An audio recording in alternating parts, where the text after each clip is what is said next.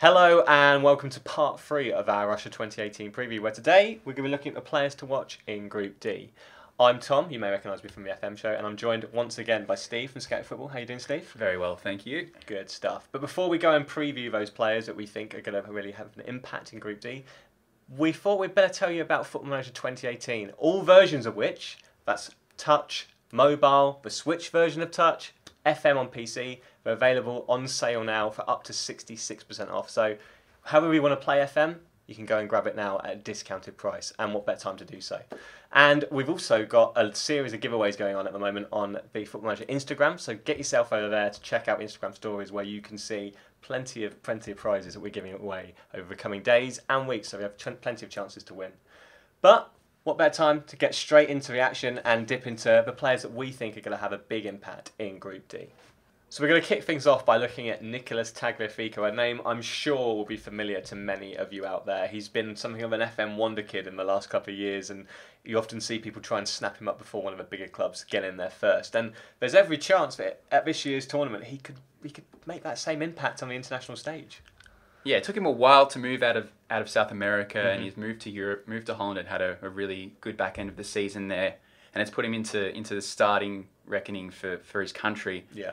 And he's a really fantastic all-action fullback. He's got an engine that means he can be equally effective going forward, and defensively he can push forward, knowing that he has the pace and the energy and the tank to get back and do his defensive work as well. Yeah, I mean, it's highlighted here in his FM stats. I mean, he's got 16 for marking and 16 for heading, so two of the more traditional defensive attributes you look for. But then he's got 12 for crossing, so it shows you when he does get forward, he can produce an end product that can really help out his team, and I think that's going to be really crucial. He's got 14 for pace, like you said. He's got an engine that can just keep going up and down that flank all day, and I think the combination of the two, his team have often been critiqued for not being the best defensively. He's potentially one of the big players in that defence who can really make a difference, and if they do at any point need extra firepower up front and trying to play passes in and around the box, then he's a man who could step up from defence and do that as well. Yeah, both an underlapping threat moving into midfield and an overlapping threat moving wide with his speed to get balls into the box.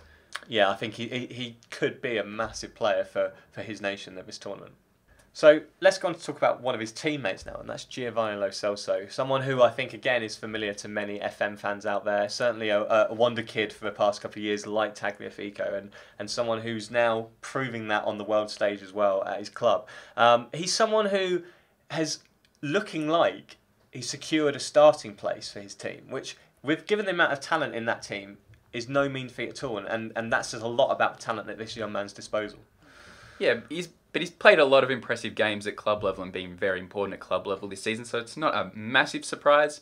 But maybe the surprise is the role that he's going to play, probably in central midfield. And he's an attacking player, likes to create, likes to push forward, and it'll be interesting to see how he does balance that with his defensive responsibilities, especially when that is going to be a key component of what he's going to have to do in the centre midfield. Yeah, I mean, we talked earlier with Tagliafico about how there's potential defensive frailties in that team, but if you look at his stats in Football Manager, he's got 10 for tackling. He's maybe not the most physical player either. So if he is being asked to soak up that pressure and provide a defensive support, could be problems. But if they play to his strengths, 16 for first touch, 16 for passing, 15 for vision, he has got that ability to unlock a defence, and that is, I think, if you're looking to feed that potent attacking line, that could be really crucial to his team's chances. And it takes some of the creative burden off some of the other fantastic players that they've got. Very true. And I think that could be almost his secondary role, as it were, because you've got to think if the teams they're coming up against are going to set up against those main attacking threats, he could almost sneak in unnoticed and as a decoy, and with a similar sort of skill set to the players that are around him, could be very dangerous indeed. So definitely one to watch out for in Group D. So let's move on now to talk about some of the other teams in the group, and let's start with Marco Piazza, who could be one of the key attacking forces for his nation. Yeah, so he really came into the international 4 2 years ago, playing for his country, and that fueled his move to Italy. And since he's gone through some problems with injury, did his ACL, but in the back end of this season, he's come back into form a little bit. So he'll probably come off the bench and really look to play that impact sub role especially because he's ridiculously fast, Yeah. stretches defenses, and his dribbling is just unbelievable. I mean, you said it all there. He's got 17 for dribbling, 17 for pace. So he is that perfect impact sub. I mean, you said last 20 minutes, perfect time to bring him on and really stretch the defence and try and get, especially if it's 0-0 or you're chasing the game, perfect player to bring off the bench. And I think he could have a real impact in that role. And he can play through the middle as well at times, and in those tight spaces, and he can get into the box and score. So he is a good goal scoring threat. So he's not one of those wingers that kind of gets himself stuck out wide and can't really draw it to a central focus and try and attack the goal. He is one that will try and drive towards goal, make that direct line, so doesn't get caught into cul-de-sacs. Yeah, absolutely. He's got 13 for finishing, and the fact that he has that extra threat could be something that his team rely on in the last 20 minutes of a game, especially if, like I said, if they're chasing it and they need to throw men into the box and throw men forward, then he could be the man to really go and help them out with doing that. So let's move on now to talk about Spurrier Inga Ingerson. Bit of a mouthful, but we'll go with it. He's someone who could potentially be a really, really important player for his nation, just because of the fact that they might have to play quite defensively in a couple of their games, and so having him at the back could be a real bonus to their chances. Yeah, so he's going to have to be the rock defensively, and they're playing against some teams that really like to attack, really like to score a lot of goals. So he's going to have a lot of responsibility, getting himself around, tackling, marking from set pieces especially. So yeah, he's going to be hugely important. Yeah, I mean, one good thing in his favour is that he does have some pretty solid defensive stats. So he's got 13 for heading, 14 for marking, 16 for tackling. Now they're the three stats that I think traditionally you always look for in a centre back, and he has them. So that's always a good sign to see. He reads the game pretty well as well. He's got a good set of mental attributes.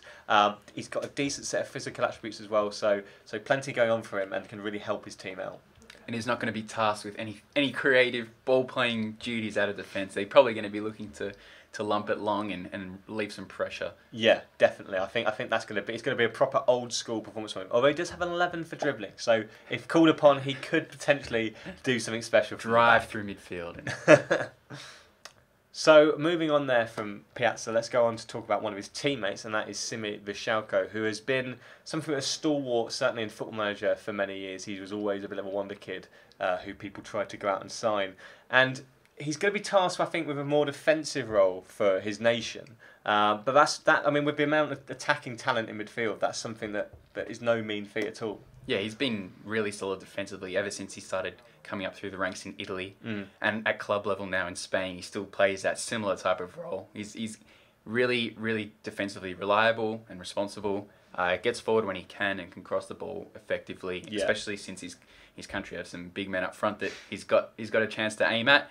But yeah, responsible, will do the job and won't make mistakes is probably the most important thing. Absolutely. You mentioned his crossing. He's got 14 for crossing, 14 for acceleration. So he has the ability to get forward, but his best attributes are in defence. So he's got 15 for marking, 15 for tackling, and 19 for stamina as well, which, again, if he does want to get forward, he can bomb forward if he needs to. But I think, given the amount, as we said, the amount of attacking talent in that midfield, he's going to be asked to sort of shore things up at the back a little bit.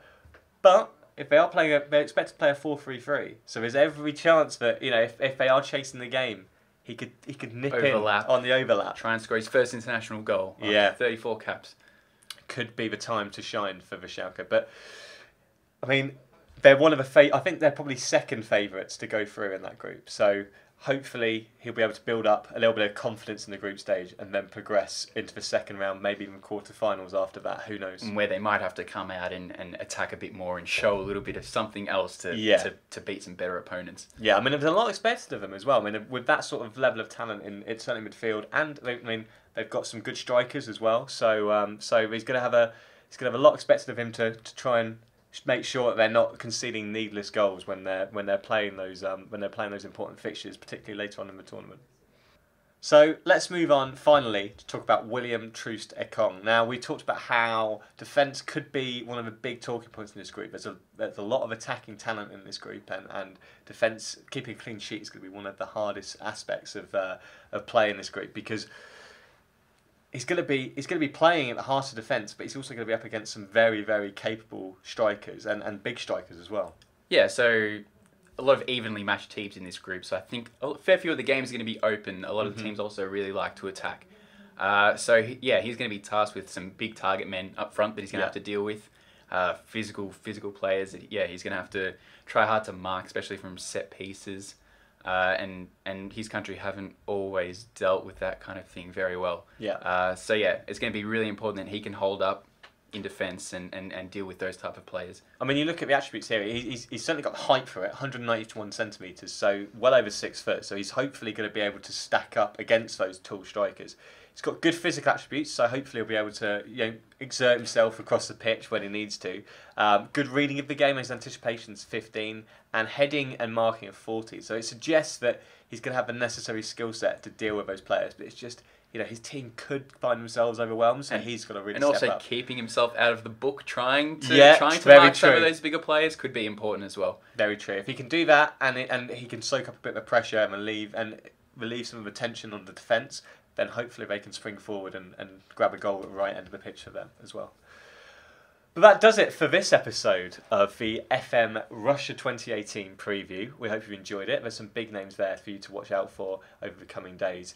And don't forget, if you do fancy managing any of those players, then go and check out Football Manager 2018, which is on sale now for up to 66% off. It's an incredible deal. And of course, keep an eye on Football Manager's Instagram, where you'll be able to win plenty of prizes across the coming days and weeks of the tournament. We've already given away plenty of prizes, and there'll be lots more to come as well. We'll be back tomorrow afternoon, where we'll be previewing Group E of the tournament, and we look forward to seeing you then. If you want to find out more about any of the players featured in today's episode, then go and download FMDB, which is available now on iOS and Android.